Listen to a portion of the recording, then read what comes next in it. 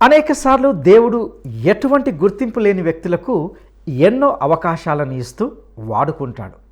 దేవుడు ఒకవేళ మనకు అవకాశం ఇచ్చి అధికారం ఇచ్చినప్పుడు ఆ బాధ్యతను ఎలా నిర్వహిస్తున్నామనేది గొప్ప ప్రశ్న. అధికారం ఇచ్చిన దేవుడు దానిని స్థిరపరుస్తాడని, దేవుని వాగ్దానాన్ని నమ్మక ఇష్టం వచ్చిన విధంగా ప్రవర్తిస్తే దాని పర్యవసానం ఎలా ఉంటుంది?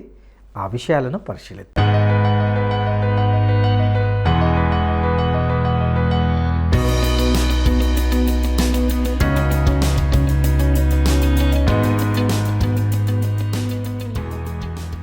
క్రీస్తునందు ప్రియమైన ప్రేమధార టీవీ వీక్షకులందరికీ మన ప్రభువైన యేసుక్రీస్తు శ్రేష్టమైన నామంలో శుభములు తెలియజేస్తున్నాం. నేటి మన ధ్యాన భాగంగా మొదటి రాజుల గ్రంథము 12వ అధ్యాయము 21 నుండి 13వ అధ్యాయం వరకు ధ్యానించుకోబోతున్నాం. సొలొమోను కుమారుడైన రెహబాముకు పట్టాభిషేకాన్ని ఇశ్రాయేలు ప్రజలు షెకెములో నిర్వహించారు. దాని గురించి యెరోబాము విని అతన్ని పిలిపించి తమ పక్షముగా రెహబాముతో మాట్లాడమని చెప్పాడు. రెహబాము తండ్రి అయిన సొలొమోను వారి మీద మోపిన కాడిని తేలిక చేయమని వారు మనవి చేసుకున్నారు.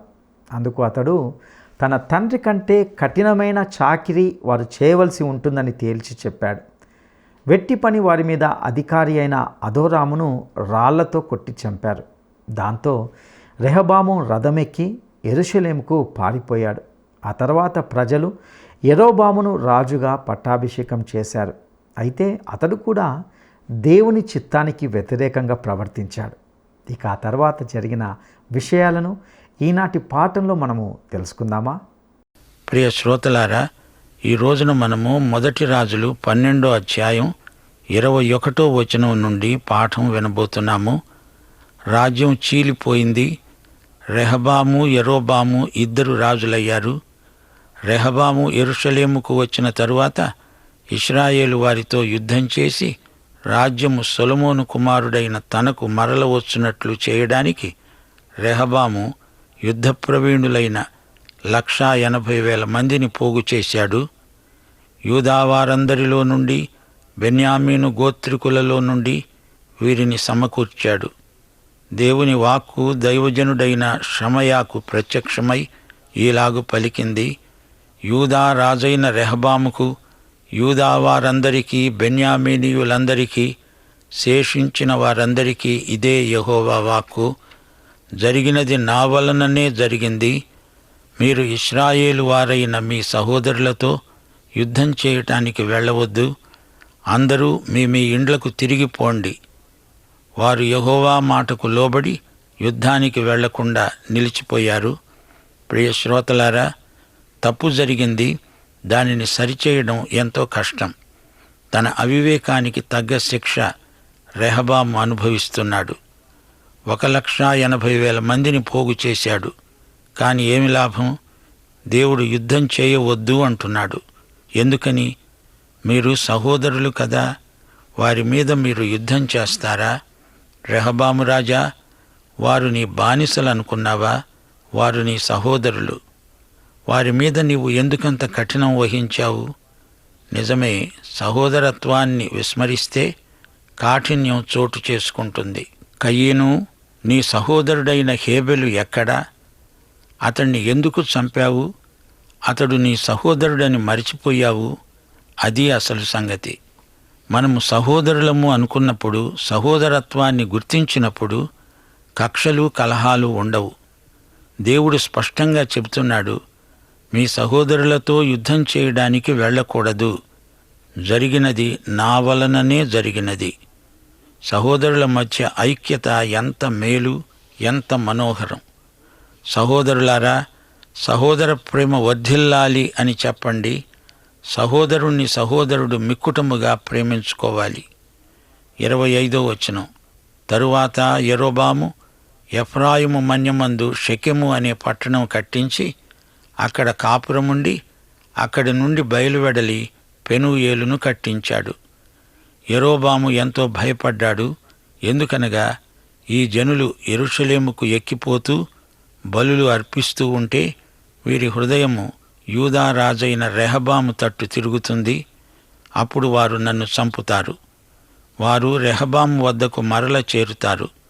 రాజ్యం మరల దావీదు సంతతి వారిదవుతుంది అని యరొబాముకు బెదురు పుట్టింది.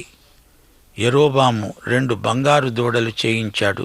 జనులతో అన్నాడు, యెరూషలేముకు పోవడం మీకు బహు కష్టం. ఇశ్రాయేలు వారలారా, ఈజిప్టు దేశములో నుండి మిమ్మును రప్పించిన మీ దేవుడు ఇవే అని చెప్పి ఒకటి బేతేలు నందు ఒకటి దాను నందు ఉంచాడు. దాను వరకు ఈ రెండింటిలో ఒక దానిని పూజించటం వలన రాజు చేసిన కార్యము పాపమునకు కారణమైంది. అతడు ఉన్నత స్థలాలను కట్టించి మందిరముగా ఏర్పరచి లేవీయులు కాని సాధారణమైన వారిలో కొందరిని యాజకులుగా నియమించాడు. యరొబాము యూదాదేశమందు జరిగే ఉత్సవము వంటి ఉత్సవాన్ని 8వ నెల 15వ రోజున జరుప నిర్ణయించి బలిపీఠం మీద బలులు అర్పిస్తూ వచ్చాడు. ఈ ప్రకారం బేతేలు నందు తాను చేయించిన దూడలకు బలులు అర్పిస్తున్నాడు. తాను చేయించిన ఉన్నతమైన స్థలానికి యాజకులను బేతేలులో ఉంచాడు. ఈ ప్రకారం తన యోచనను బట్టి చేస్తూ వచ్చాడు. ఇశ్రాయేలు వారికి ఒక ఉత్సవాన్ని నిర్ణయించి ధూపం వేయడానికి తానే బలిపీఠం ఎక్కాడు. ప్రియ శ్రోతలారా, వింటున్నారా? ఇది యరొబాము యోచన.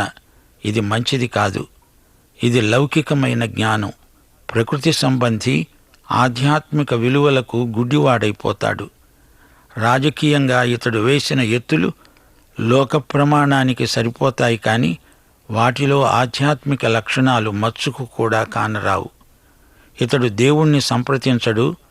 తాను దేనిని బలపరచాలనుకున్నాడో అది నాశనమైపోతుంది.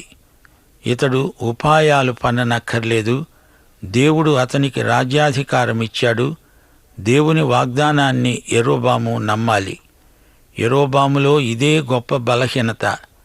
దేవుని వాగ్దానాన్ని అతడు మరిచిపోయాడు. గత అనుభవాలను పూర్తిగా విస్మరించాడు. అవిశ్వాసం వల్ల కృతజ్ఞత లోపిస్తుంది. రోమాపత్రిక 1వ అధ్యాయం 21వ వచనం ఏమంటోంది?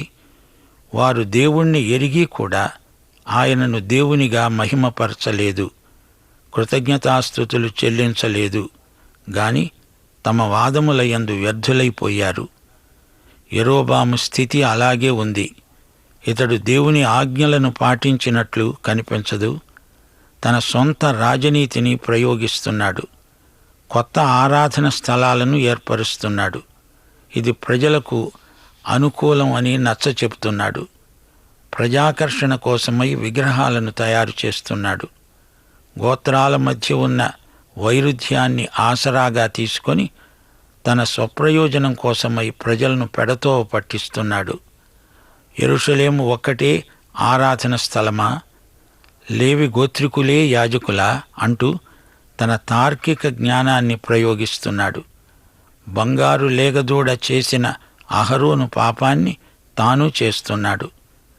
నిర్గమకాండం 32వ అధ్యాయం 4వ వచనం పునరుక్తి చేస్తున్నాడు.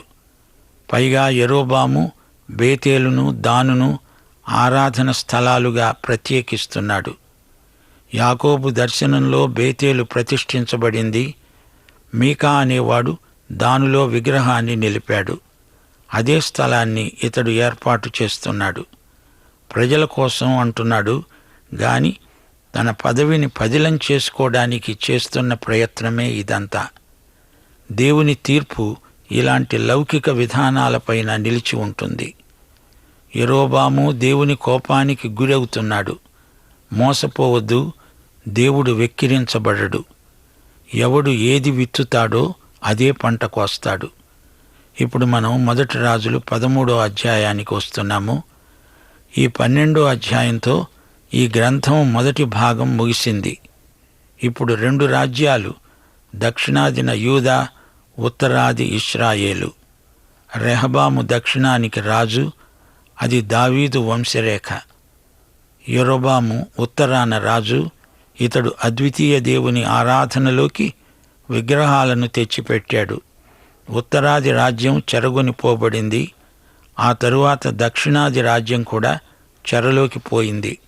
ఇప్పుడు 13వ అధ్యాయంలో దేవుని తీర్పు ఎంత తీవ్రమైనదో చూడగలం.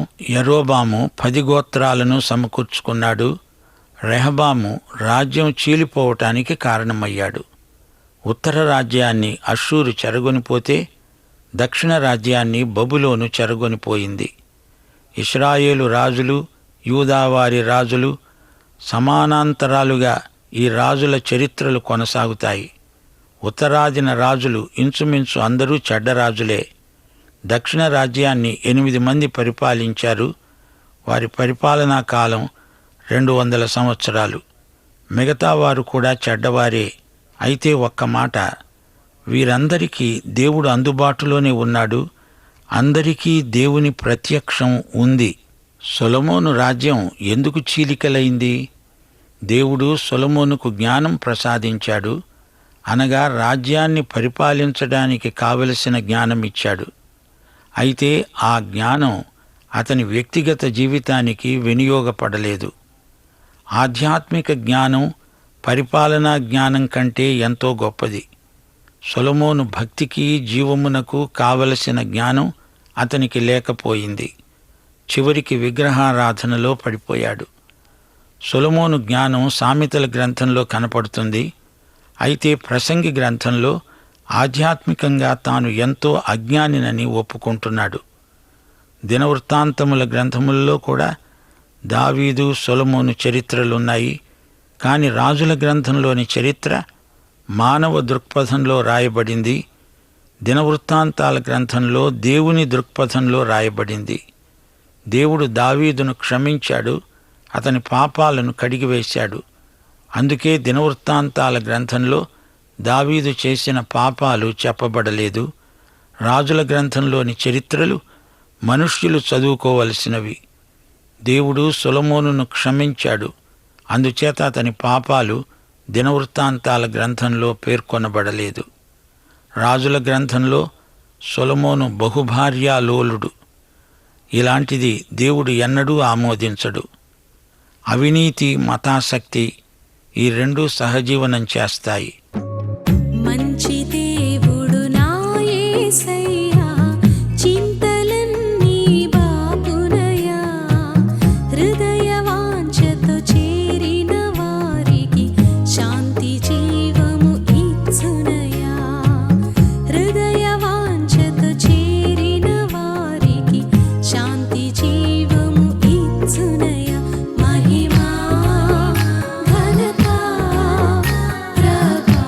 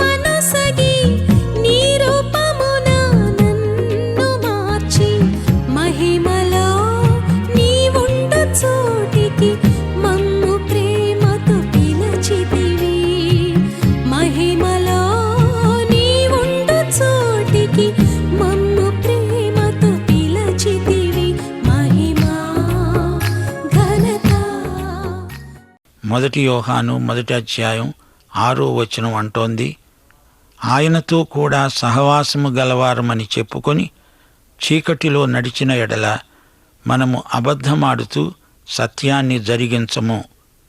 నీవు పాపంలో జీవిస్తూ ఉంటే దేవునితో సహవాసం చేయలేవు, దైవసేవ అసలే చేయలేవు. ఇతరులను మోసగించగలవు, అది కూడా అట్టే కాలం చేయలేవు. నిన్ను నీవే మోసగించుకుంటావు. ఇది కేవలం ఆత్మవంచన. ఈ రోజుల్లో కొందరు క్రైస్తవ నాయకులే పాపంలో జీవిస్తున్నారు. అయినా సామాన్య ప్రజలు అలాంటి వారినే ఘనపరుస్తున్నారు.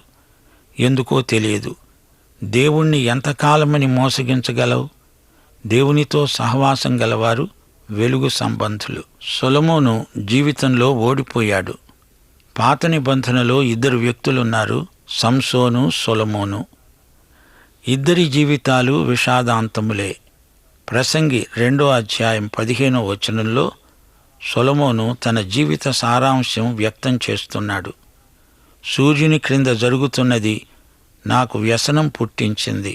అంతా వ్యర్థముగా ఒకడు గాలికై ప్రయాసపడినట్లుగా కనపడింది. కనుక బ్రతకటమే నాకు అసహ్యమైపోయింది. సొలొమోను వైభవమంతా గతించింది. యేసు ప్రభు అన్నాడు, సొలొమోను వైభవం కంటే అడవి పువ్వుల వైభవమే గొప్పది. సొలొమోనును గురించి ఈ మాటలు చెప్తున్నామంటే సొలొమోను సమాధి కార్యక్రమం జరిగించినట్లే అనిపిస్తుంది. ఇప్పుడు వివరాలు వినండి. 1 రాజులు 13వ అధ్యాయం 1 నుండి 10వ వచనం వరకు. దైవజనుడైన ఒకడు యెహోవా చేత సెలవు నొంది యూదా దేశము నుండి బేతేలుకు వచ్చాడు. ధూపం వేయడానికి యరొబాము ఆ బలిపీఠము వద్ద నిలిచి ఉండగా ఆ దైవజనుడు యెహోవా ఆజ్ఞచేత బలిపీఠానికి ఈ మాట ప్రకటన చేశాడు. బలిపీఠమా, బలిపీఠమా, యెహోవా సెలవిచ్చున్నది ఏమనగా, దావీదు సంతతిలో యోషియా అనే ఒక శిశువు పుడతాడు. నీ మీద ధూపం వేసిన ఉన్నత స్థలము యొక్క యాజకులను అతడు నీ మీద అర్పిస్తాడు. అతడు మనుష్య శల్యములను నీ మీద దహనం చేస్తాడు. ఈ బలిపీఠం బద్దలైపోయి దాని మీద ఉన్న బుగ్గి ఒలికిపోవటమే యెహోవా ఇచ్చే సూచన. ఆ ప్రవక్త ఆ రోజున ఈ సూచన ప్రకటించాడు. ఇది విని యరొబాము బలిపీఠము నుండి తన చెయ్యి చాపి వాణ్ణి పట్టుకో అని చెప్పగా అతని చెయ్యి ఎండిపోయింది. చెయ్యి వెనక్కు తీసుకోటానికి కూడా శక్తి లేకపోయింది. వెంటనే బలిపీఠం బద్దలైంది. బుగ్గి దాని మీద నుండి ఒలికిపోయింది. యరొబాము దైవజనుణ్ణి బతిమాలుకున్నాడు. నా చెయ్యి మునుపటి వలె బాగుపడునట్లు యెహోవాను వేడుకో అని అడిగాడు. దైవజనుడు ప్రార్థించగా రాజు చెయ్యి బాగైంది. రాజు అన్నాడు, నా ఇంటికి వచ్చి అలసట తీర్చుకో, నీకు బహుమతి ఇస్తాను. దైవజనుడన్నాడు, నీ ఇంటిలో సగం నీవు నాకిచ్చినా నీతో కూడా నేను లోపలికి రాను. ఈ స్థలమందు నేను అన్నపానములు పుచ్చుకొనను. యెహోవా వాక్కు నాకు అలా చెప్పింది. నేను వచ్చిన మార్గాన తిరిగిపోవద్దు అన్నది. వెంటనే అతడు మరొక మార్గాన తిరిగి వెళ్ళాడు. గమనించాలి, దైవజనుడు ఈ కృత్రిమ బలిపీఠాన్ని గద్దించాడు. ఆ తరువాత 1 శతాబ్దానికి హోషియా రాజు ఈ బలిపీఠాలను బద్దలు కొట్టేస్తాడు. ప్రవచనం నెరవేరక తప్పదు. బంగారు లేగదూడకు యరొబాము బలిస్తాడా?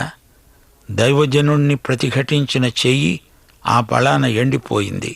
అతని చెయ్యి పడిపోయింది. దైవజనుడు ప్రార్థిస్తే చెయ్యి బాగైంది. ఈ రాజు ఇచ్చే బహుమానాలు తనకేమీ అక్కర్లేదని నిరాకరించాడు ప్రవక్త. దైవజనుడు పాపంతో ఎన్నటికీ రాజీ పడడు. విగ్రహారాధనను ఏమాత్రమూ సహించడు. దండిగుండె గలవారే పాపాన్ని ఎదిరించి నిలువగలరు. పైకి భక్తిని నటించి దాని శక్తిని ఆశ్రయించని కపట భక్తులు అనేకులు. సరే, యరొబాము స్వస్థత పొందాడు గాని అతని మనస్సు మారలేదు. 11 నుండి 19 వరకు. బేతేలులో ఒక ముసలి ప్రవక్త ఉన్నాడు. అతని కుమారుల్లో ఒకడు వచ్చి యెరోబాముకు జరిగిందంతా తన తండ్రికి చెప్పాడు. ఆ దైవజనుడు ఏ మార్గాన వెళ్ళింది చెప్పాడు. ముసలి ప్రవక్త గాడిదకు గంత కట్టించుకొని గాడిదనెక్కి దైవజనుణ్ణి వెతుకుతూ వెళ్ళాడు. అతడు ఒక మస్తకి వృక్షం కింద కూర్చుండి కనిపించాడు. యూదాదేశం నుండి వచ్చిన దైవజనుడవు నీవేనా అని అడిగితే, అవును నేనే అన్నాడు. నా ఇంటికి వచ్చి భోంచెయ్యి అని అడిగితే అతడు ససేమిరా నేను రాను అన్నాడు. యెహోవా వాక్కుకు భిన్నంగా నేను ఏమీ చెయ్యను అన్నాడు. ముసలి ప్రవక్త అబద్ధం చెప్పాడు. అన్నాడు, దేవుని దూత నాకు కనపడి నిన్ను తెమ్మని ఆతిథ్యమివ్వవలసిందని చెప్పాడు. సరే, ఇతడు వెళ్ళి వృద్ధ ప్రవక్త ఇంటి ఆతిథ్యం స్వీకరించాడు. గమనించండి, సైతాను వృద్ధ ఘటసర్పం. అది అటుగాకపోతే ఇటు కదులుతుంది.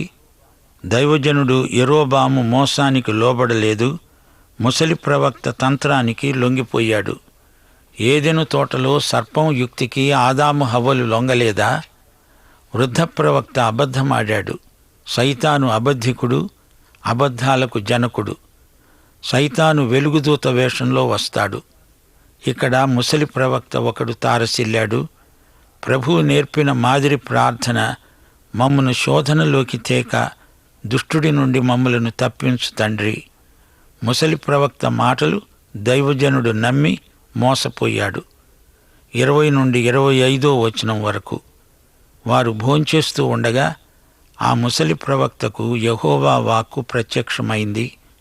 అతడు దైవజనుణ్ణి పిలిచి అన్నాడు, నీవు యెహోవా ఆజ్ఞను ధిక్కరించావు. ఆయన తినవద్దన్న చోట తిన్నావు. చూడు, నీ కళేబరం నీ పితరుల సమాధిలోనికి రాదు. అంతట వృద్ధుడు దైవజనుని గాడిదకు గంత కట్టాడు. అతడు వెళ్ళుతూ ఉండగా ఒక సింహము ఎదురుపడి అతన్ని చంపింది. అతని శవం దగ్గరే గాడిద నిలిచి ఉంది. సింహం కూడా శవం దగ్గరే నిలవబడి ఉంది. ఈ సంగతి కొందరు వచ్చి పట్టణంలో వెల్లడి చేశారు. చూచారా, అతడు దైవజనుడే, కాని శోధనకు లొంగి అపాయానికి గురి అయ్యాడు. దేవుడు తన సేవకుల పాపం క్షమిస్తాడు, గాని పాపాన్ని మాత్రం శిక్షించకుండా విడువడు. దావీదు పాపాన్ని దేవుడు క్షమించాడు, గాని అతని కొడుకు పసివాడు చనిపోయాడు. క్రీస్తు రక్తం మన పాపాలకు శాంతికరం. ఆయన రక్తం ప్రతి పాపము నుండి మనల్ని కడుగుతుంది. అయితే ఆ పాపం వల్ల కలిగే తక్షణ ఫలితాలు అనుభవించక తప్పదు. పాపం వల్ల కలిగే అవమానం, సిగ్గు, బాధ అనుభవించక తప్పదు. 26 నుండి 33 వరకు ముసలి ప్రవక్త అన్నాడు, యెహోవా మాట వెనక తిరగబడిన దైవజనుడు, ఇడుగో యెహోవా అతణ్ణి సింహానికి అప్పగించాడు.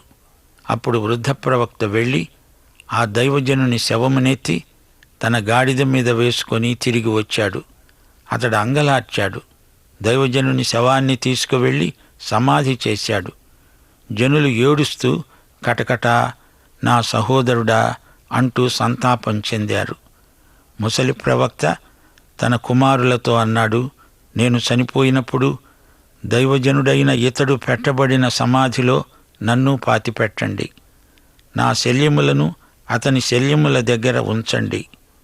యెహోవా మాటను బట్టి బేతేలులో ఉన్న బలిపీఠానికి విరోధముగాను, పట్టణములోని ఉన్నత స్థలములలోని మందిరాలకు విరోధముగాను అతడు ప్రకటించినది అవశ్యముగా సంభవిస్తుంది.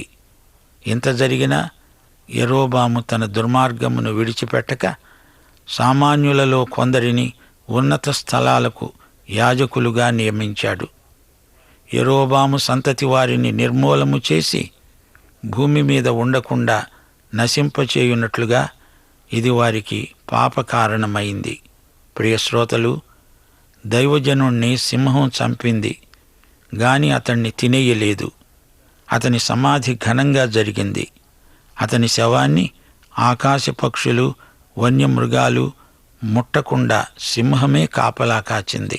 దేవుడు తన దైవజనుడు చేసిన తప్పుకు అతన్ని శిక్షిస్తే ఇక ఇశ్రాయేలు సంగతేమిటి, నీ సంగతేమిటి?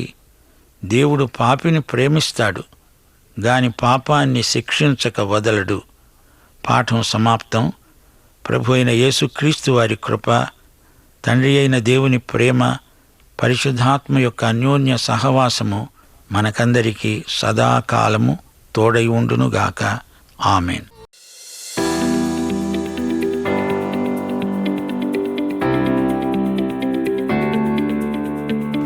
సొలొమోను కుమారుడు ఎవరు? సొలొమోను కుమారుడు ఎవరు? 1 యరొబాము, 2 రెహబాము, 3 అబియాము. ఈ ప్రశ్నకు సరైన జవాబును ఈ వాట్సాప్ నంబర్కు పంపండి. మా వాట్సాప్ నంబర్ 9399952570. ప్రియులారా, ఇంతవరకు మనము మొదటి రాజుల గ్రంథము 12వ అధ్యాయము 21 నుండి 13వ అధ్యాయం వరకు ధ్యానించుకున్నాం. సొలొమోను కుమారుడైన రెహబాముకు పట్టాభిషేకాన్ని నిర్వహించారు. అయితే రెహబాము తండ్రి అయిన సొలొమోను కంటే కఠినమైన చాకిరీ వారు చేయవలసి ఉంటుందని చెప్పి ప్రజల ఆగ్రహానికి గురయ్యాడు. ఆ తర్వాత ప్రజలు యరొబామును రాజుగా పట్టాభిషేకం చేశారు. దేవుడు అతనికి రాజ్యాధికారం ఇచ్చాడు. అయితే దానిని యరొబాము మర్చిపోయాడు. బలులు అర్పించడానికి తన జనులు యెరూషలేముకు వెళ్ళి అక్కడ రెహబాముతో చేతులు కలుపుతారేమో అనే అనుమానం యరొబాములో మొదలైంది. అందువలన 2 బంగారు దూడలు చేయించి బేతేలులోను దానులోను ఉంచి లేవీయేతరులను యాజకులుగా ఏర్పరిచాడు. దేవుని ఆజ్ఞను విస్మరించి క్రొత్త ఆరాధన స్థలాలు కట్టించాడు. అంతేకాక ఒక ఉత్సవం నిర్ణయించి ధూపం వేయడానికి తానే బలిపీఠం ఎక్కాడు. రాజ్యం ఇచ్చిన దేవుడు దానిని స్థిరపరుస్తాడని ఆయనను నమ్ముకోలేదు. ప్రజలు తనకు దూరమైతే తాను రాజ్యం కోల్పోవలసి వస్తుందనే భయంతో తనకు తోచినట్లు చేశాడు. దేవుని వాగ్దానాన్ని నమ్మలేదు. కృతజ్ఞత లేకపోవడానికి అవిశ్వాసమే మూలం. యరొబాము తన దుర్మార్గతను విడిచిపెట్టలేదు. తనకిష్టులైన వారిని ఉన్నత స్థలాలకు యాజకులుగా నియమించాడు. అలా తన సంతతి వారందరూ నిర్మూలం కావడానికి యరొబాము కారకుడయ్యాడు. ప్రియ సహోదరా సహోదరి, మనము కూడా ఇలాంటి తప్పిదాలు చేసే ప్రమాదం ఉంది. మన రక్షణ మనం కాపాడుకుంటూ మన కుటుంబాన్ని, మన సమాజాన్ని రక్షణలోనికి నడిపించాల్సిన బాధ్యత మనకుంది. నీవు పాపంలో జీవిస్తుంటే దేవునితో సహవాసం చేయలేవు. దేవుని సేవ అసలే చేయలేవు. ఈ సత్యాలు మీ జీవితాలకు అన్వయించుకోగలరు. అటు కృప దేవుడు మీకు దయచేయునుగాక. దైవాశీస్సులు.